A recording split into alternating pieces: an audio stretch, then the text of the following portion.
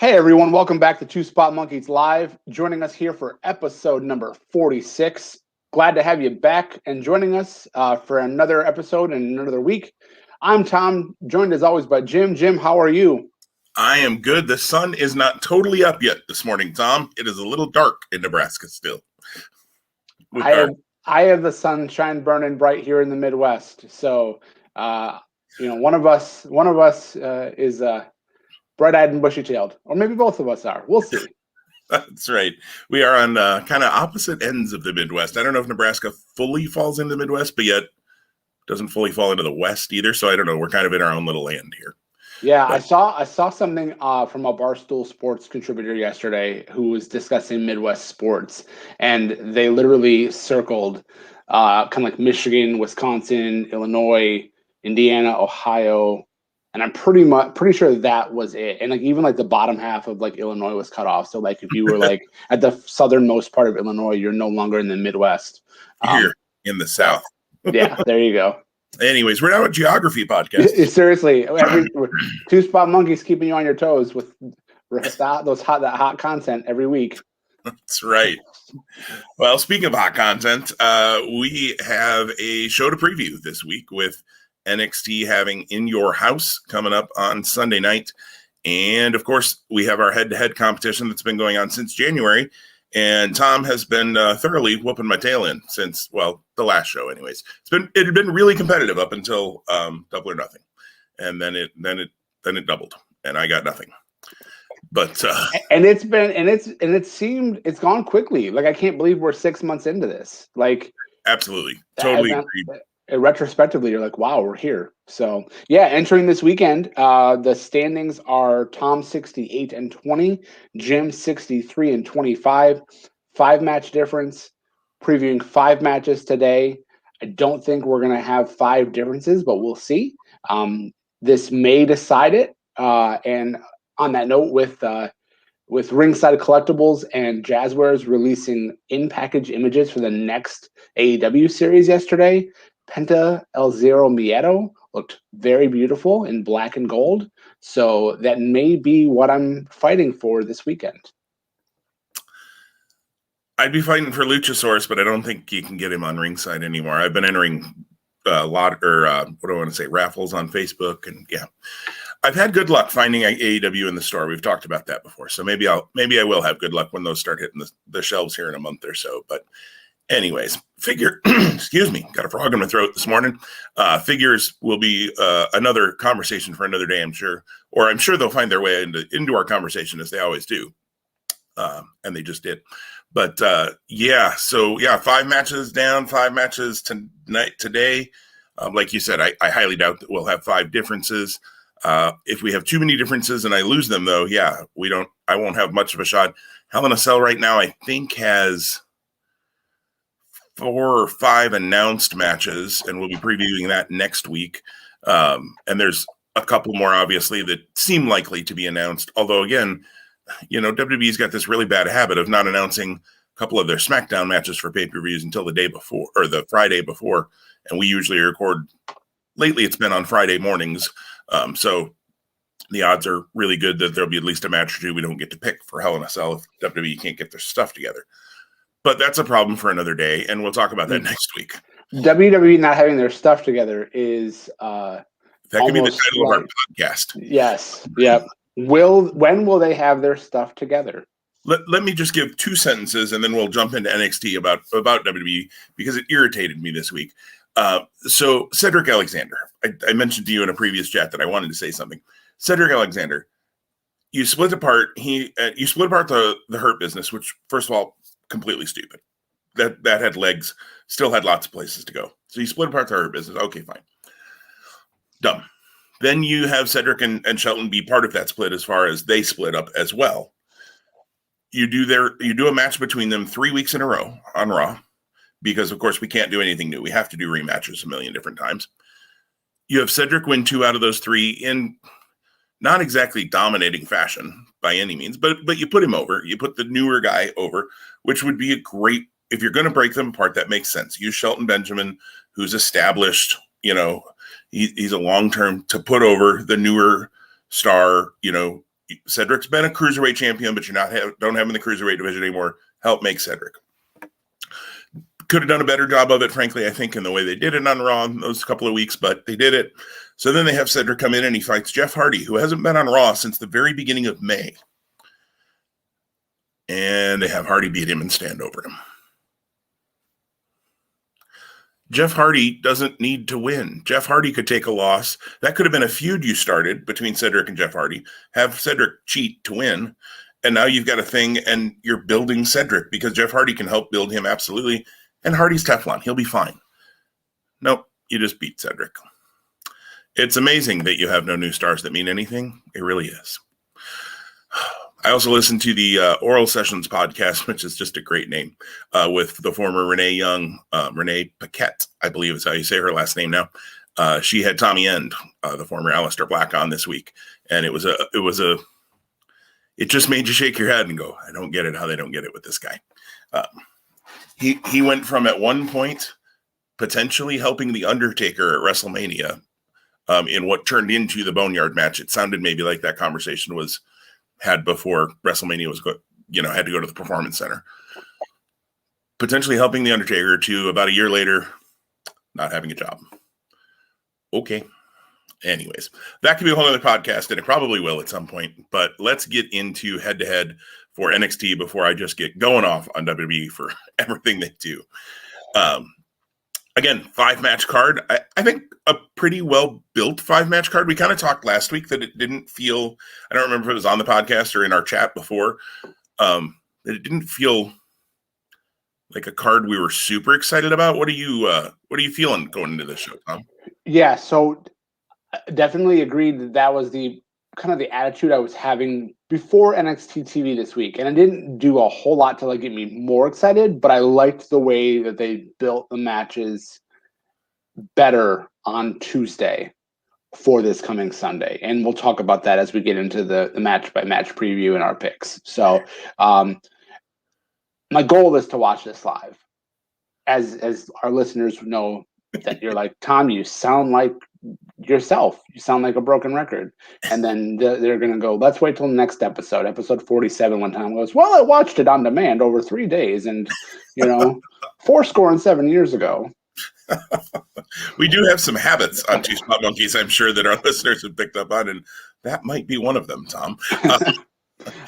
I saw Tuesday's NXT. I just finished it up last night, and I liked that they gave time to each match to build each match on that show. Because sometimes on take-home shows, not necessarily in NXT, just in general, in wrestling in general, it feels like they build some of the matches, but then there's a couple more that they just, maybe you get a 30-second video about, or maybe you get or AEW, to be fair, before, it wasn't before Double or Nothing, but maybe before their last pay-per-view, I think, or it might have been before Blood and Guts.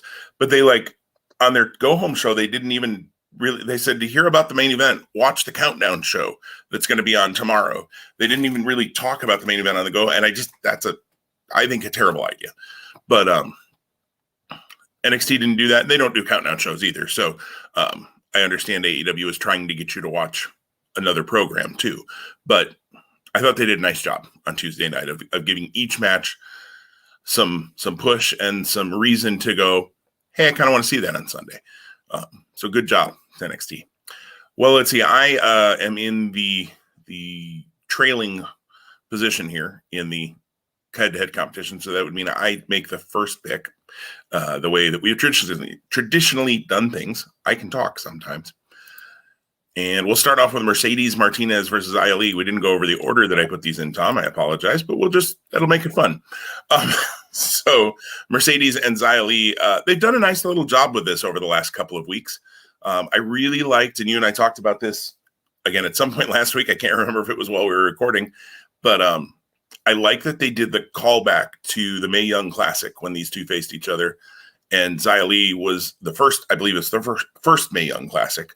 And Xia Li was a very different competitor then. She was brand new, green as grass, and, got beat and was embarrassed, I guess now is what we've learned. I have to admit, I've always liked darker characters, which is kind of funny when you know my my history and my life and things that I've done and things that I've done for work and things like that. But I've always enjoyed, excuse me, these darker characters like Tian Cha and The Undertaker and Aleister Black and Crow Sting, especially back in '97. I've always liked these darker characters. I don't know why, but and I think Xia Li has done a really nice job in the ring of looking brutal, which I think that character needs to be, the way that they've built it. And I think she's done a phenomenal job in that. And I don't know if we'll ever see, I know we've had one match where, what is it, Mei Ying? Is that the creepy old lady's name? I can't remember now. But anyways, we've seen one match where she was in a tag team match, but she never got in the ring. I don't know. I've heard that's Karen Q. Don't know if she'll ever get in the ring, but I've loved the whole Xia Li build. Mercedes is really, really good in the ring. I like her better in NXT. Kind of glad that she got away from that retribution. There it is. Haven't talked about it in a few weeks, but there, got away from that early on. Kind of got the retribution stink off of her quickly, and everybody forgot she was even involved in it. So I think that was probably good for her career, and send her back to NXT, where I think she's been really good, and I think she's going to be a very good veteran for Xia Li to get an important win over. There's no way, the way they built this, that you put Mercedes over. And even Wrestling 101, Mercedes kind of had, even though Xia Li attacked her, Mercedes kind of had the last laugh on Tuesday. So that, of course, means she probably loses on Sunday, because that's just kind of the old school pay-per-view lead-in way it goes. So Xia Li is my pick on this one. And I think it's going to be pretty good, too. I think I'm looking forward to this match. Yeah, I agree. Xia Li is the pick here. It's interesting because Xia Li was in that kind of feud with Casey Catanzaro and Caden Carter, and that was going back and forth, and then it seemed kind of, I don't want to say that it ended abruptly, but it seemed like it didn't kind of have a really solid conclusion. I want to say there was like that smoke blowing in the face kind of, spot that they did. And I think Casey got hurt, if I remember right. Or yeah. Well, and it was definitely part of the story too, worked or not. But then it seemed like Xia Li kind of disappeared from TV for a few weeks. Again, our crack research department here on Two Spot Monkeys didn't go back and kind of vet the information. Yeah, we got to fire those guys to bring you the hard facts. That being said, this Mercedes had that shot at the title, was not successful, and then transitioned right into this. So I agree with you. I think it's going to be a really good match. I think it's going to be the most competitive match that Xia Li has had since this new character under the faction format. However, yeah, no way that she loses. The interesting thing will be, where does Xia Li go after this? Do you continue to, who's the next kind of gatekeeper star, if you will? Because I would say Mercedes is a gatekeeper here in this space. If Raquel Gonzalez retains her title, Xia Li versus Raquel Gonzalez, I think it's too early to go that direction. So yeah, I think you need to give someone else to Xia Li in terms of a feud or whatnot. So we'll see. Yeah, I agree. I think, and perhaps even if Xia wins this match, which again, both of us believe she will, maybe this isn't over after 1-2. Maybe there's some reason why, Mercedes wants another shot at her or something. Maybe it's a little hokey. Boa gets involved, may blow smoke in her face, something to make this continue. Because I agree. I think Xia Li is being built, and maybe we'll get to the point where we want to see her in the NXT women's title picture. But whether Raquel Gonzalez or Ember Moon wins that match, we'll talk about that in a little bit. I don't see Xia Li necessarily being next in line. I think there's a number of other women that probably jump her in that respect at this point, but I think she's got a good place, and it seems like they're back invested in her because, yeah, she did kind of disappear there for a little bit too. NXT has a wealth of riches in the women's division. So I know it's tough to get everybody on and make everything seem like it has a point every week for every character, but they do okay at it. But let's jump into another story. Oh, go ahead, Tom. No, I was just a case in point, Frankie Monet. Frankie Monet has a strong debut, and we haven't seen anything from her since. Right. Did she have a backstage thing 2 weeks ago, maybe, or something? But I thought maybe there was like a totally unimportant, like, oh, Frankie Monet is there, kind of thing. Yeah, totally case in point. Toni Storm, also case in point, was featured for about a month. Haven't seen her now in a little while, which is sad for lots of reasons.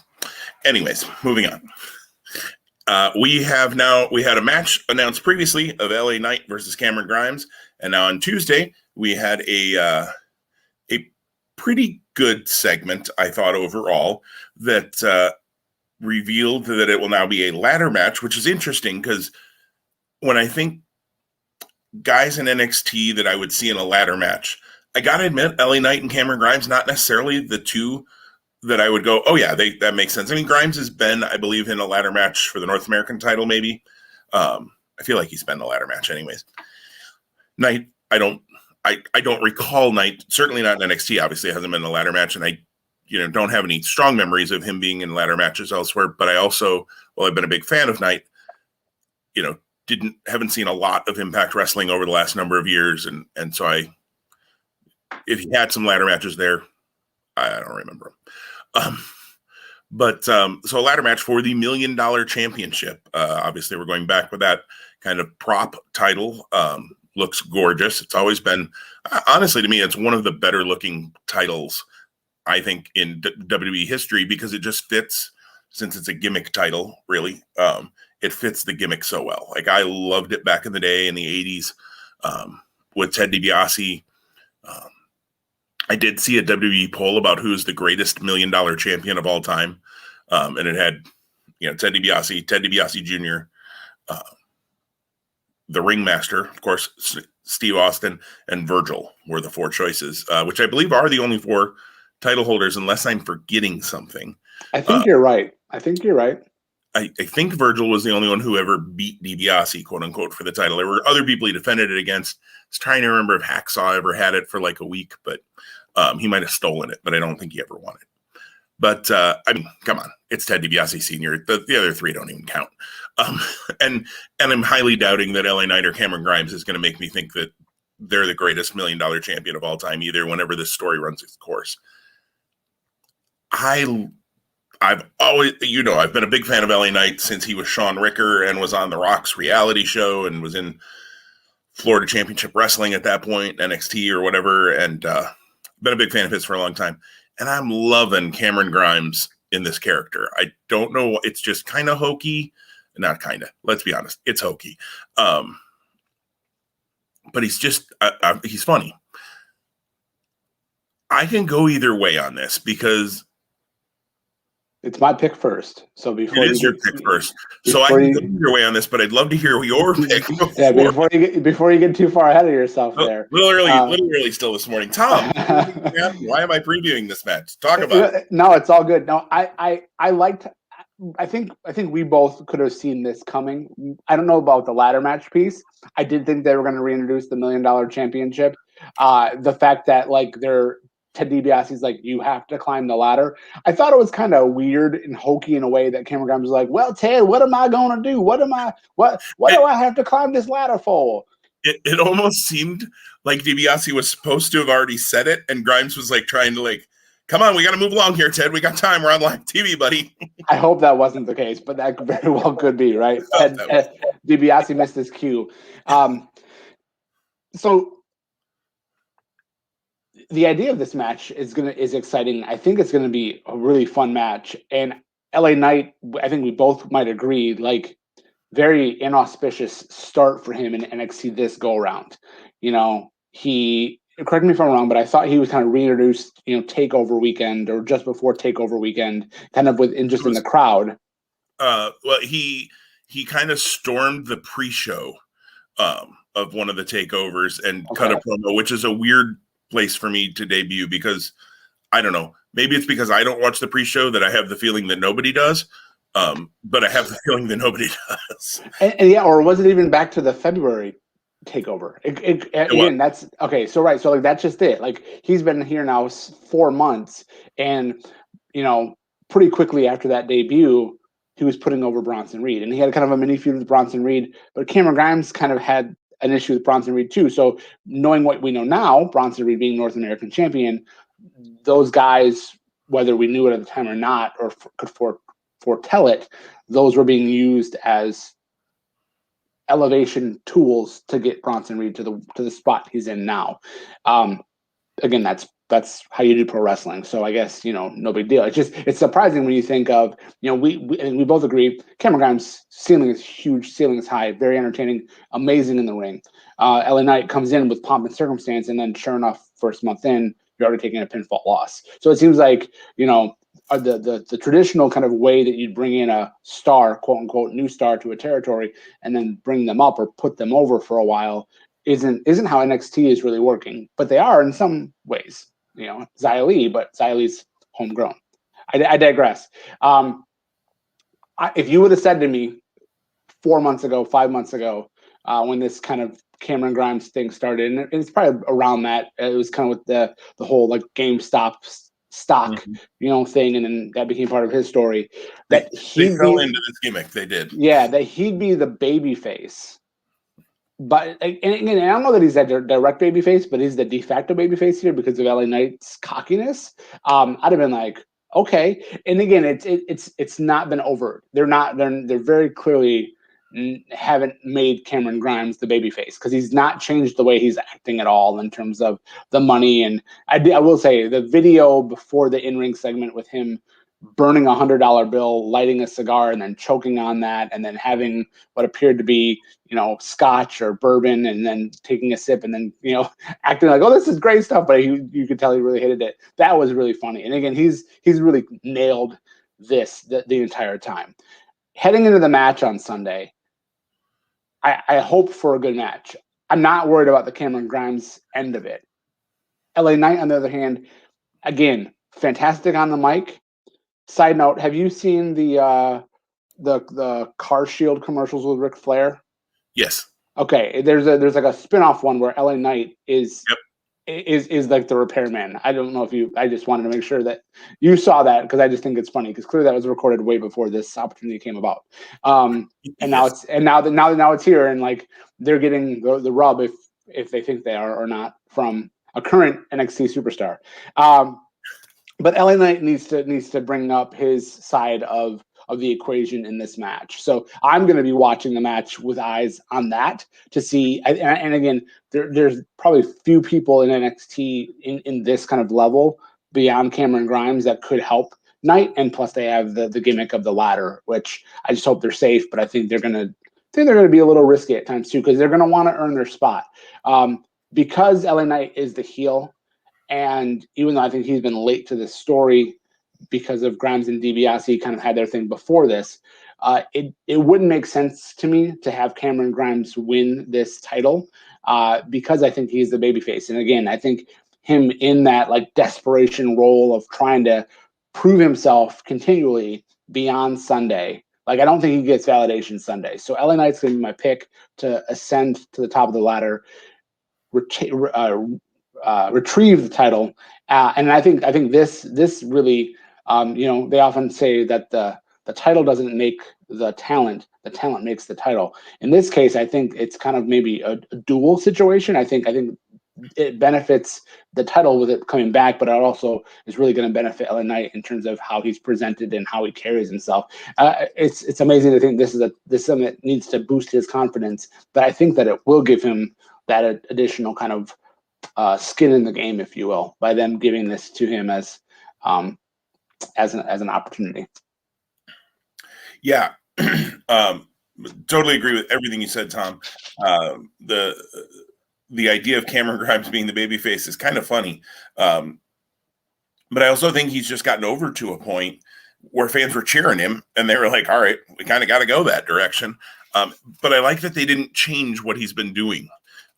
Like you said, because I think that happens sometimes. You get a heel character, whether they're even a dastardly heel or just kind of a little bit of a bumbling heel like Cameron Grimes, and they get over. And so WWE especially, but other companies too, decide, okay, we got to put them on the babyface side because people are cheering them. But then they take away everything that made the fans cheer them. Don't do that. So they haven't here in NXT in this, and so I really appreciate that. I think it'll be interesting to see too. I don't expect this title to become an actual often defended title, other than maybe if LA Knight does win, and I'll just not bury the lead here. LA Knight's going to be my pick as well, because I think it makes all the sense in the world for all of the same reasons you said, Tom. He may say, "Oh, I'll put this on the line," but I don't think it's really going to become a title that NXT recognizes as a legitimate championship. In fact, that'll probably be part of the storyline of the commentators saying, this is not an official NXT title. It's just LA Knight being bombastic and whatever. I think one of the interesting things about choosing Knight versus Grimes in this storyline has been, to me, you would put Ted DiBiase with somebody who needed a mouthpiece, who needed to be able to talk. Now, honestly, I say that, and I think DiBiase has had a couple of flubs. You just tell he's a little rusty, maybe, which is interesting, because DiBiase is one of the best talkers of all times, in my opinion. And I mean, obviously could go in the ring back in the day. He is on my short list of guys who were never world champion who absolutely should have been. Okay, I know he was for like a day when Andre handed him the title, but Jack Tunney says that was a vacation, and so vacating of the title. So he never really was. He's not recognized as WWE champion. He should have been champion at some point in that time frame, and they missed the boat, never putting the belt on him. But that's again, guys who should have won world titles that didn't would be a really interesting topic for us to cover some week on this podcast. And DiBiase would absolutely be on that list. He's had some flubs in his lines. Interesting to me in that neither of these guys need a mouthpiece, really. They can both talk very, very well. They're both very good on the mic. So I don't know, just a little interesting that they didn't pick maybe somebody who could have used that. But then again, they, put him with Steve Austin at one point too. And we all know how that turned out for Steve. But at the time, Steve Austin wasn't known as a great promo. Funny how that worked. That being said, they hired him based on what was happening in ECW, and literally how he launched in ECW following the WCW termination was the vignettes he was doing. Right, which were great. Which was all mic work. Right. Because he was shooting from the hip. Again, I digress. And eventually they figured out, oh, wait, that character actually has some legs. Let's see what we can do with something like that. And off to the races, one of the best money makers they ever had. So, but anyways, Steve Austin not involved in this match, other than probably a reference as a former $1 million champion at some point on commentary. LA Knight, though, is my pick. I hope this is good. I do. I've enjoyed the build to this because I enjoy both guys. The ladder coming down from the heavens on Tuesday was a little weird because it looked to me, if I remember right, like it came down instead, like if a ladder sits, for those watching on YouTube, all three of you, like this, the ladder came down kind of like this and then like rotated into, I don't know. I was like, all right, that's weird.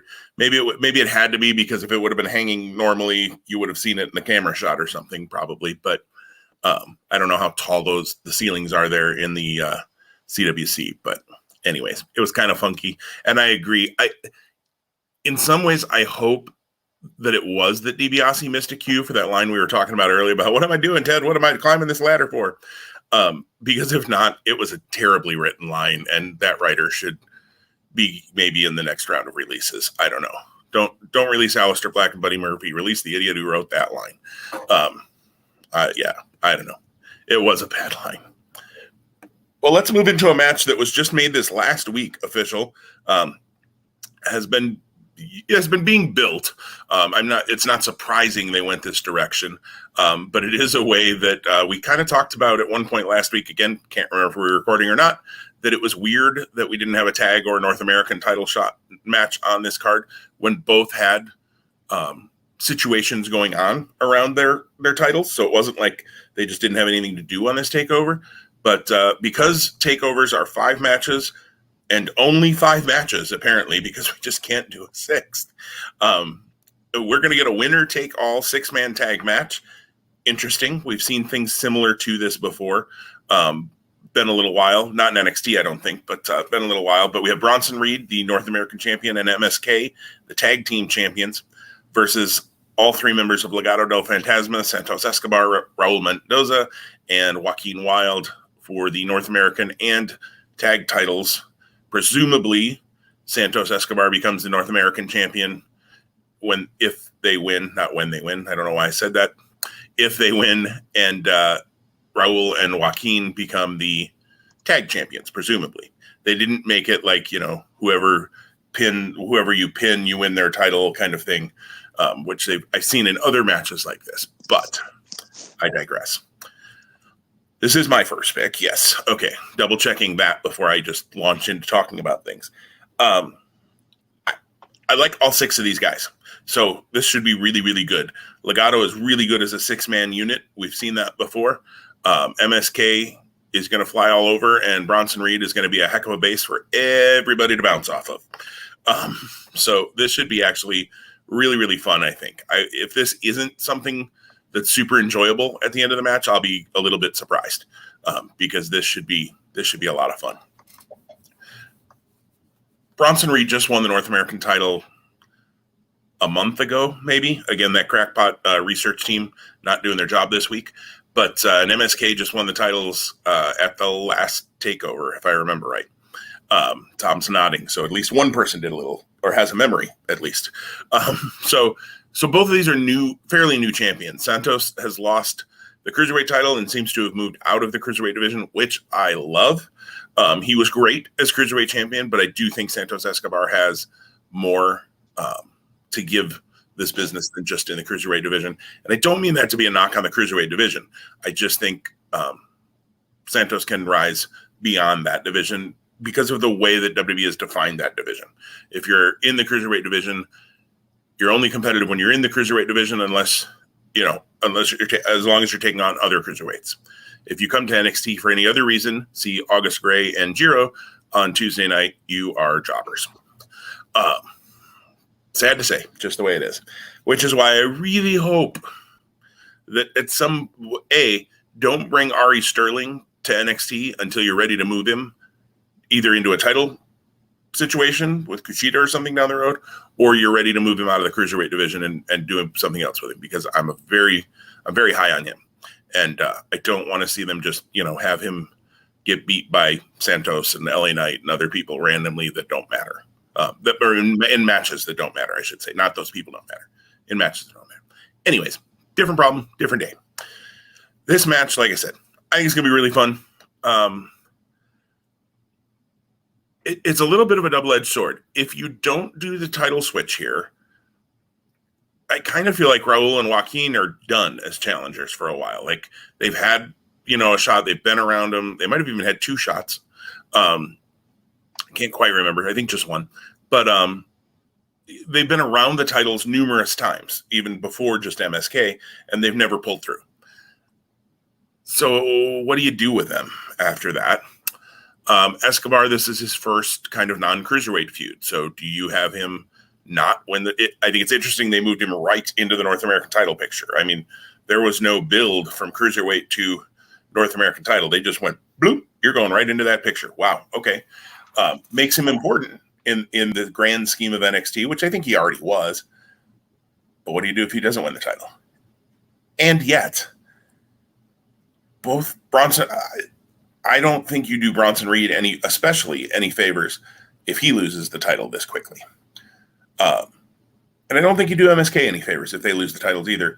So Bronson Reed and MSK are going to be my pick. I'm not thrilled about that pick, and I wouldn't be shocked if I'm wrong. It'd be a low confidence when I do my pick'ems on our fantasy board. But I just think, and I think Bronson Reed probably pins one of Raul or Joaquin. Maybe he doesn't pin Santos, so Santos still has a reason to keep coming after him and keep that feud going. We've talked about before. I'm huge on Santos. I've mentioned it already here. He's actually here we go with the figure talk. He is the one figure I still have on pre-order. At one point, I had 9 or 10 figures on pre-order, and everything's come in now over the course of the last 8 months. And Santos's Elite is the one I have left coming up in a couple of series. So looking forward to getting that figure someday. But Bronson and MSK are going to be my pick here. Tom, I'm curious to hear your thoughts on this one. This is probably the match, to be perfectly honest, that it'll probably be my one, to be honest, because it's the one that I feel least confident about who I'm picking. I'm glad you made the point about who takes the pinfall, because that's really that is important here in this match to me, because of the way it develops after this show. And that also is going to be the case in the main event, which we'll talk about. And again, I'm presuming the 5-way is the main event. Yeah. To me, it would be very foolish to remove the titles. I understand the winner take all kind of thing, but I think we got here too early. I would have maybe preferred like Lucha Rules 2 out of 3 falls or some other thing to build this longer. I think that Legado del Fantasma as the team of Wild and Mendoza really have already proven that they kind of are out of the running for the tag titles. So this is kind of like their Hail Mary, if you will, especially when I think that we have the winner of next Wednesday's match in a Tornado Tag Rules between Grizzled Young Veterans and Ciampa and Thatcher as the next challengers to whomever is champions coming out of Sunday. And again, who knows how quickly that will materialize or not materialize. I agree with you that, in my opinion, Reed and MSK win. And the way that Reed and Santos remains an issue is because Reed's going to get the pinfall win over one of the tag wrestlers. I think it's Mendoza personally. And that's how this continues beyond. Again, whatever happens with Wild and Mendoza, I don't know. Maybe they're just guys in suits that back up Santos when he challenges Bronson Reed. The titles in NXT are really interesting because you either have really long sustained reigns, and then it's a surprise when it's lost. Like, for example, like I didn't expect Bronson Reed to beat Johnny Gargano when he did. Right. However, it made perfect sense in the grand scheme of things. And you can go, after it happens, you're like, yeah, well, I understand that. It makes sense. The title switching here. I guess he doesn't win it in the cage. Where does he win it, right? Right. Yeah. And title switching here just wouldn't make sense to me. So that's why my pick is Reed and MSK. All right. And I'm sorry, one more point I just wanted to make. I know it's winner take all. I almost kind of wish it was, instead of that, like double jeopardy, which is not, it's the same but different. Like, for example, if Escobar pinned Wesley or Nash Carter, does Escobar become a tag champ? Right? And then does he choose which member of Legado does he choose? Or do they do the Freebird rule? Or if Reed, well, actually, it wouldn't go the other way. So, or if Mendoza or Wild pin Reed, or do they become North American champion? I wish that was kind of fleshed out here. Again, I saw this match as a 6-man tag coming a couple weeks ago, I think, or I feel. And I understand, like, adding the kind of the stip with the titles being on the line puts juice into the match. I think we could do an over-under here on how many times will the commentator say, and fill in the blank of name of champion here, Bronson Reed or MSK, doesn't even have to get pinned to lose their titles in this match. It's going to be a lot. It's going to be a lot. Every time there's a near fall on one of the other champions, it's going to be, oh, Bronson Reed almost lost his North American title, and he wasn't even the legal man in the match, or, Yeah. I fear for how many times. If we made that a drinking game, you won't get to see the next few matches. But don't do that, folks. Don't do that to yourselves. Especially if this is the opener. It could be. And coincidentally, I will let you know that our friends Mike and Joe over at the Take 3 podcast have a pro wrestling scorecards, which is a new website apparently, game going on, and that is one of the things you have to predict about TakeOver is the match order. I did not put this on first, I don't think, if I remember right. And maybe I did, actually. I don't remember. I did it yesterday. Things happen. But I think it definitely could be the opener. In fact, I think I did have it as the opener. Now that I'm looking at it, either that or the ladder match will be the opener. And then you do Mercedes Xia probably right after whatever the opener is to kind of be a let up towards more. But anyways, match order. Fun. All right. So Tom, you're going to get the first pick on the NXT Women's Championship match. Raquel Gonzalez, and it does appear they're going to use both of her names still, which is good. Last week there was a little like, are they only going to call her Gonzalez? Please don't do that. Stop doing that, WWE. Which they haven't done in NXT as much. It's definitely been a Vinceism, but thankfully it doesn't look like they're doing that here. Versus Ember Moon. Ember Moon. Tom, what are you thinking? Yeah, same. This is going to probably be my 5 on our confidence points for our fantasy league that we're in. We do pick'ems as well.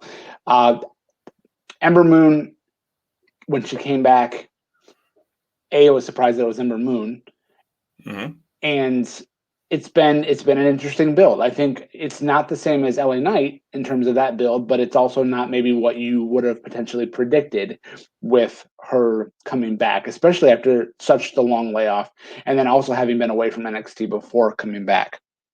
That being said, what she's done well, and the tag team with Shotzi probably isn't done, but it's on hold now with this.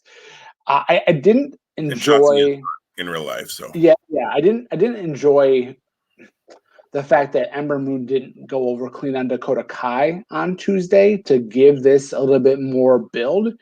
I don't think that would have hurt Dakota Kai, but clearly they didn't do that. They had Raquel interfere to cause the finish, which puts heat on Raquel and makes you want to see Ember get revenge, and she kind of did a little bit with some moves. Unfortunately, that revenge I don't think is going to materialize on Sunday. So Raquel Gonzalez is going to be my pick to retain her title.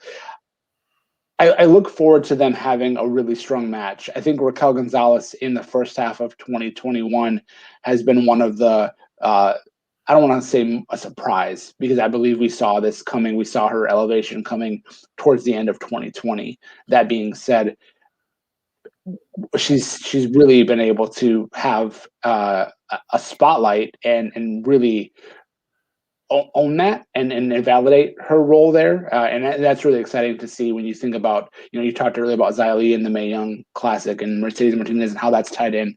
Think back to Raquel Gonzalez as Reina Gonzalez in the Mae Young Classic and look at who she is now. I know I've made that point before, so that's exciting. Absolutely, and you're 100% right that Raquel Gonzalez, one of the success stories in NXT over the last year, without question. When she was Reina Gonzalez, and even when she came in as Dakota Kai's kind of hired muscle, I didn't see this. It became fairly apparent fairly quickly that they thought they had something in her, but I didn't see it until I believe the War Games might have been the first time where I was like, okay, there she's coming along pretty well here, and she's great. She's great in the ring.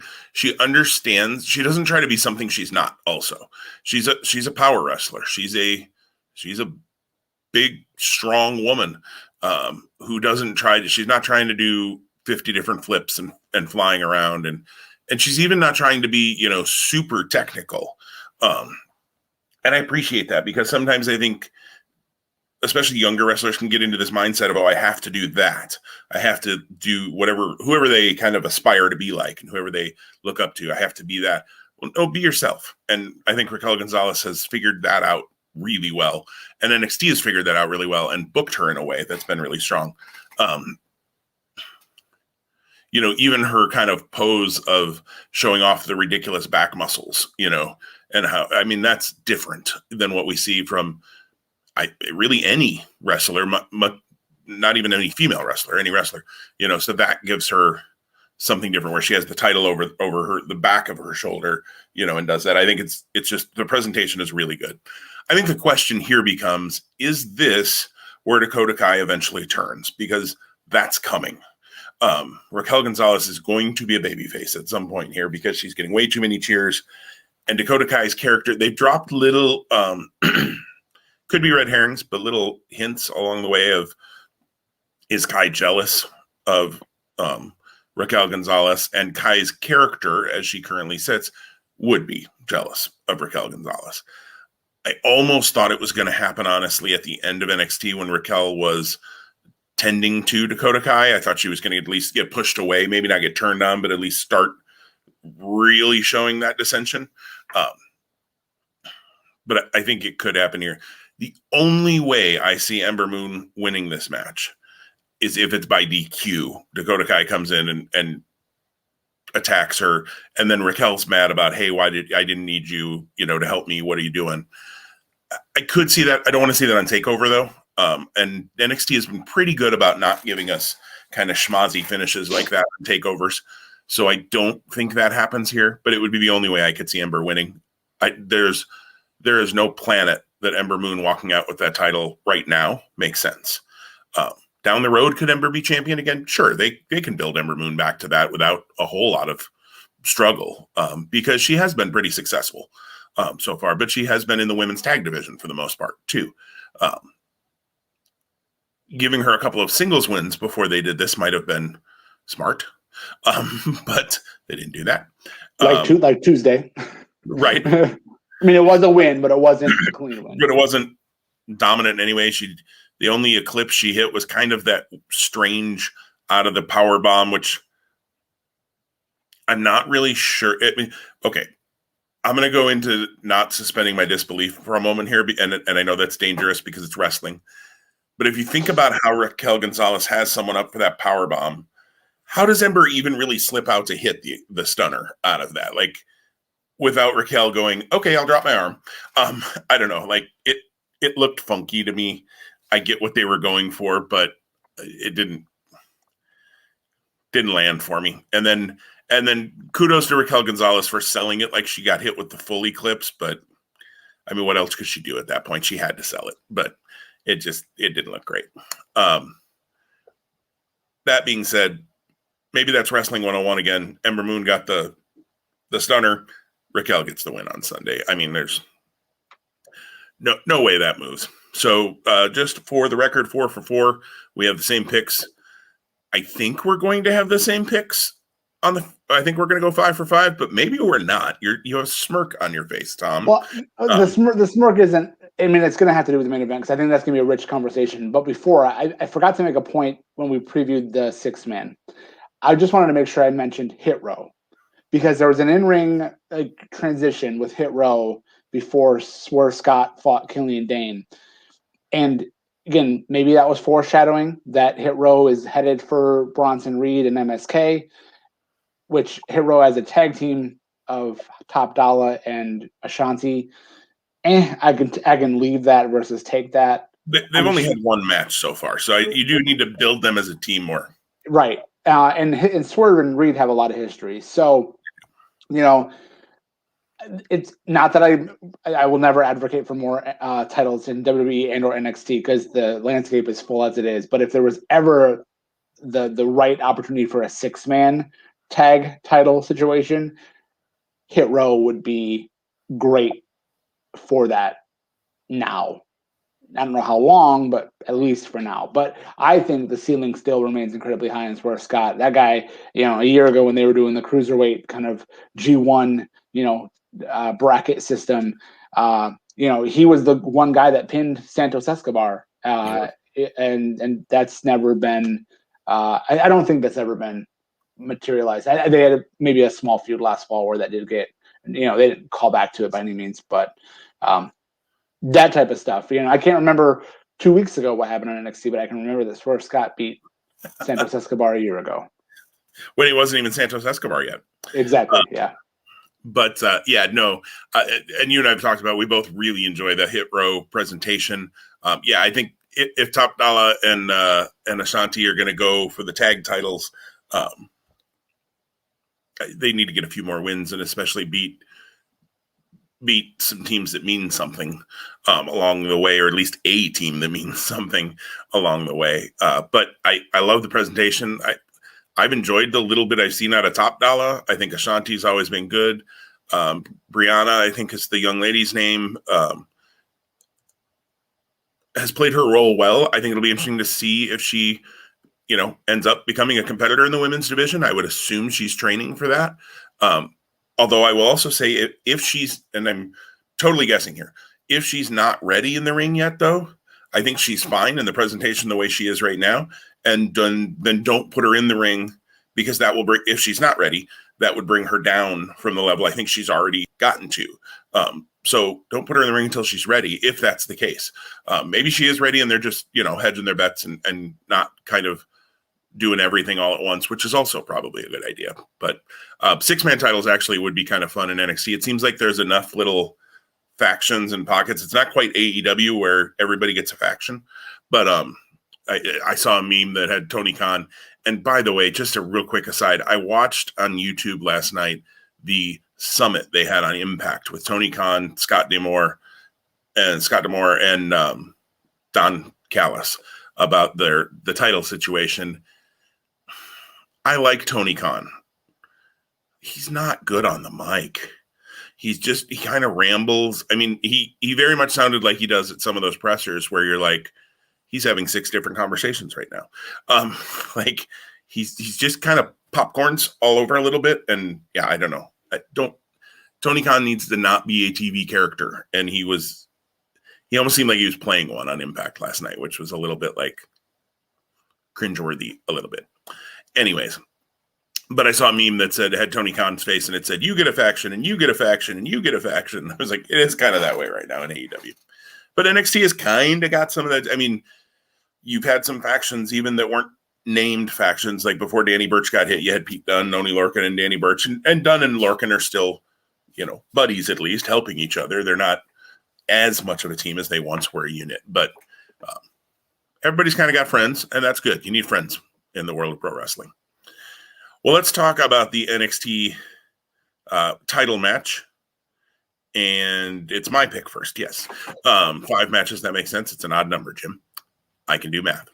The NXT 5-way title match. Karrion Kross defends against Adam Cole, baby, Kyle O'Reilly, Pete Dunne, and Johnny Gargano. As a rule, I don't love massive multi-man matches for world titles. Because I think you're burning through. You can set up a lot of things through them, yes, like you do even with the Royal Rumble sometimes, or Battle Royals and things like that. You can set up a lot of things, but you're also burning through a lot of matches. Like, I want to see Karrion Kross versus Adam Cole for the title. I want to see Karrion Kross versus Kyle O'Reilly for the title. I'd like to see Karrion Kross versus Pete Dunne. I'm going to see it all on Sunday night. And so, you've got a number of title defenses here that I think could be programs in and of themselves. And then, of course, not just Karrion Kross versus all of those people, but, Adam Cole versus each of those folks, which we've obviously seen Cole and O'Reilly recently. And Cole was quick to remind us he's already beaten Johnny Gargano. He's already beaten Pete Dunne. I thought his promo was great. I mean, and let's be shocked that Adam Cole had a good promo, right? I mean, I don't know. I haven't done any rankings recently because I just don't have time in my life. But if Cole isn't top 5 promos in the business right now, maybe top 2 or 3, maybe the best. I mean, he's got to be up there. Your comment made me think of an image that, like, in your house, like you open your closet to go get ready for the day and you have a sheet on the wall and it's like Jim's top 5 promo rankings. You've been in my childhood bedroom. Well, and maybe I fall into early on in the something to wrestle with Bruce Pritchard history, I guess, for lack of a word. It kind of became a running joke that when they were talking about tag teams, Conrad Thompson would ask him, where do you rank the Freebirds in your overall tag teams? And he'd go, oh, definitely top 5. And he said it so many times that it then became a running gag. I think they even had a t-shirt out for a while that said like top 5 wrestling tag teams. And it listed like every tag team ever that had been in wrestling. And I know I can get into that hyperbole too. This has got to be one of the top 5 promo guys. And I probably told you 30 guys are the top 5 promo guys. But I'm a huge Adam Cole fan, and his promo was great. The only slight bad part, so let's talk about the build a little bit. They had that pull apart thing at the end, which who didn't see that coming, right? Of course, that was going to happen. Before Adam Cole showed up and surprise super kicked Karrion Kross, Kross looked to the side. He side-eyed real quick. waiting to see if Cole was there yet. And I was like, oh, they caught that right on camera. That was so terrible. I mean, it didn't take me totally out of it, but I was like, okay, Adam Cole's coming. I wish that wouldn't have happened. So Karrion Kross is interesting for me. I've been a fan of the guy as a character. I love Karrion Kross. Again, back to this whole dark thing, right? Dark characters. I really like him as a character. He's yet to have that match in NXT that I think we're so used to out of NXT champions. And I feel like we talked about this last takeover, maybe too, a little bit. One of the things I've really noticed lately is some of the elbows he throws look really soft. And I get he's trying not to just concuss a guy, and kudos, you're not supposed to try to hurt the guy, but it's supposed to look like you're trying to hurt the guy. And I think he's still, I don't know, you got to figure out how to throw that really hard and then pull it up at the last second and not, whack the crap out of somebody. Or be Chris Hero and whack the crap out of somebody and it looks good. Except actually he's probably very safe. But it looks, but there again, Chris Hero throws forearms all the time. I assume he's not actually hurting guys or people wouldn't like working with him, but they look like he's killing the guy. Karrion Kross's don't. They look like he's pulling them up short. Then don't do that spot. Come up with a different one. Come up with something that looks better. So he's yet to have that match where I'm like, oh yeah, that's the guy. Now, not everything has to be Andrade versus Johnny Gargano, Aleister Black versus, some of those NXT title matches that were just blow away phenomenal matches, or Andrade versus Drew McIntyre, or can you tell I'm high on Andrade? I don't know. I'm waiting for that. I don't think this is going to be it because it's pretty rare that a 5-way is going to be one that I'm like, oh, that was match of the year, because there's just too much that has to happen. And there's going to be probably too much of 2 or 3 guys laying on the ground on the floor while 2 or 3 guys work in the ring, and then they get knocked out and those guys come in, and 5-ways just get a little cluster. And it's not even a ladder match, which is fine. I'm good with that. I don't know.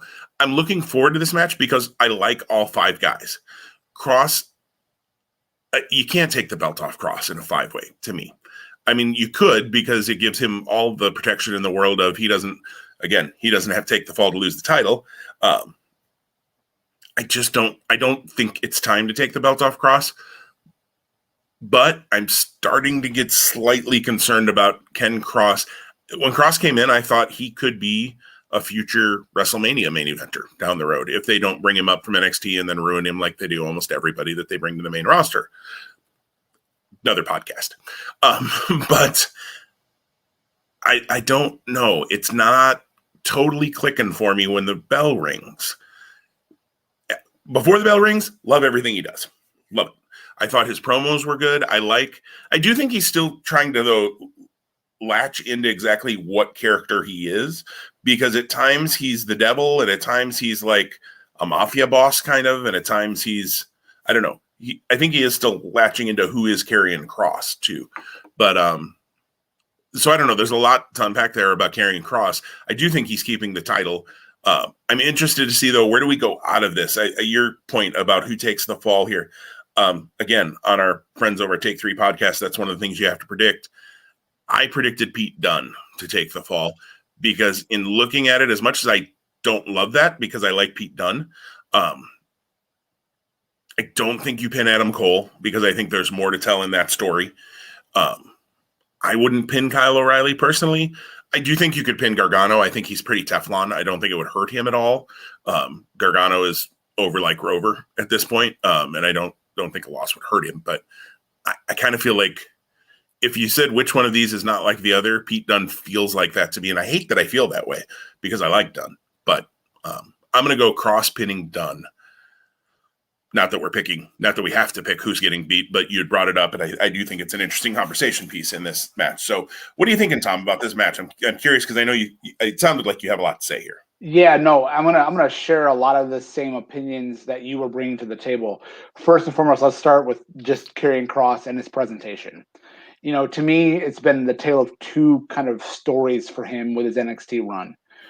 When he debuted around a year ago or so, Loved it. Loved him, presentation, the way he was being built. I want to say he ran through Leon Ruff, and remember, it was very, very vivid about how he was doing that Saito, and I was like, when he hits that on Bronson Reed, it's going to be sick, and then he eventually did, or someone of that same size, and then he runs through Ciampa, and then Ciampa was kind of in the background and not present for a while, which was a good elevation for Kross, and then he gets to Keith Lee and he wins, and that was like kind of like the trajectory, and then shoot, the shoulder injury happens.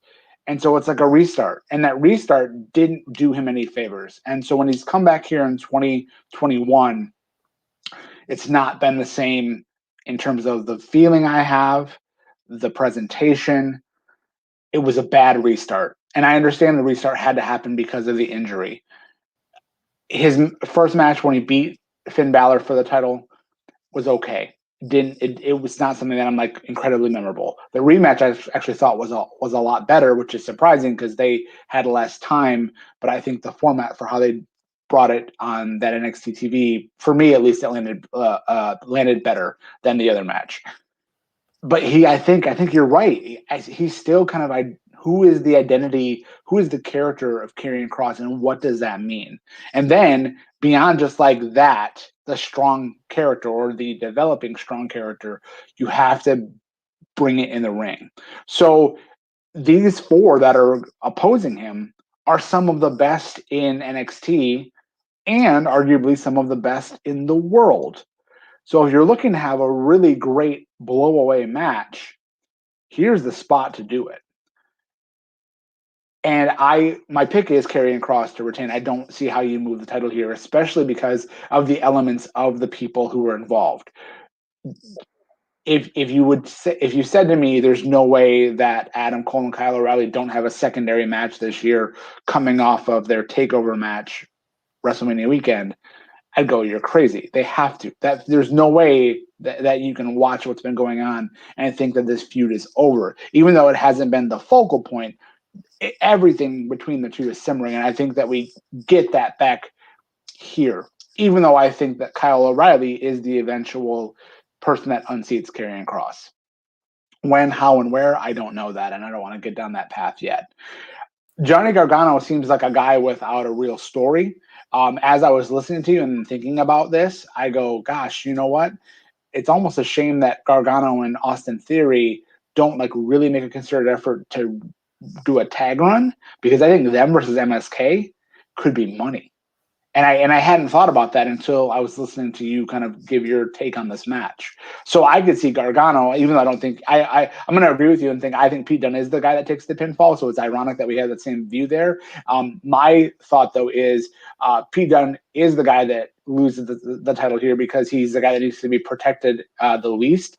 And I also think that there's a Pete Dunne Bobby Fish feud or match that happens, so Dunne gets the win right back in that Bobby Fish feud. So even though he goes down here, he's going right back up as Bobby Fish elevates him in the next space.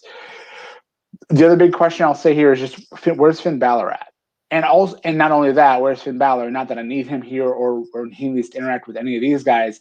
This is a spot where you're going, okay, is the top of the card in NXT getting a little stale? Could it use a refresh? I think it could. You mentioned Chris Hero. Gosh, it's a darn shame that Chris Hero isn't in NXT. Again, I know that I've got rose-colored glasses when it comes to all things Chris Hero, Cassius Ohno, what have you. But I think he would be someone that you could build in stature and in match quality that could be a great person to oppose Karrion Kross. Again, the $1 million question, or maybe not the $1 million question, but the big what if or the big where is he is, gosh, where's Keith Lee? You know what? Keith Lee never got a shot to go to get the title back in NXT and or get the rematch with Karrion Kross. I don't know what he's been doing. I know he's been active somewhat on social media, so the guy's alive, and I'm gonna guess that the guy's moderately healthy, if not very healthy. If you're not using him on Raw or SmackDown, which you're clearly not, shift him over here. He could be again, and he's an NXT original for lack of a better word, right? So, yeah, it wouldn't hurt to cycle some guys, in this main event scene to freshen up the top of the card. Again, I'm not opposed to the guys that are here. I just think, like, you go, where do you go next from here, right? So no matter how the outcome of this match happens, let's say it plays out like we both agree. Kross pins Dunne, so Dunne's out of the title shot. Cole and O'Reilly go off and do their thing. I don't see Karrion Kross versus Gargano, and I don't see Karrion Kross versus Finn Balor. So then who? That's the question as well. Cameron Grimes to the moon, baby. Yeah, no, probably not that either. No, I agree wholeheartedly. And maybe that's part of my about 5 ways too, is it's like, okay, he has a win now over all 4 of them, even if he only pins one of them. I mean, yeah, you can play I didn't get pinned, or I was going to, what you could do is Kyle O'Reilly, for instance. Well, I was going to win I was just about to win the title, and then Cole does something that, stops him. And so then obviously they have their thing, but O'Reilly still has I had you beat Kross, but Cole super kicked the referee, because a 5-way will be no DQ for no stupid reason. Talked about that last week with the 3-way, but in AEW, but. And to your point about Adam Cole, again, he is an amazing promo, and he's the one guy who, out of all these, he is the shiniest star of them all. Yes. So you don't want to just give him the title because he's the biggest star and he's the biggest and best talent. But unfortunately, and not unfortunately, maybe unfortunately for NXT, and not unfortunate for Cole, he just is. But again, is he the biggest fish in this really small pond, or is he the biggest fish that can go in any pond? And I temper that statement only to say I don't want him to go to Raw or SmackDown because he's going to get lost. Right. And I'm right there with you. And the worst part is, though, too, because he's held the title a few times, and because he has beaten most of these guys again, as he said on Tuesday night, I also don't think if you put the title on him, there's nothing fresh right now. Because, like you said, he's had the O'Reilly thing. He's beaten Dunne. He's beaten Gargano. Who are the matches that you're like, oh, I really want to, I want to see Adam Cole versus these guys. They don't have those guys right now. So I think it'll be interesting. I also think let's not go too down the rabbit hole, because I know you've got a meeting here to go to, Tom, but there's a lot of talk that there were Bruce Pritchard and others were at the Performance Center scouting NXT talents to bring up, to freshen up the main roster. If they bring up some of these 5 gentlemen, yeah, I think your question of the top of the card in NXT could become very interesting and very, let's see who can step up if that happens.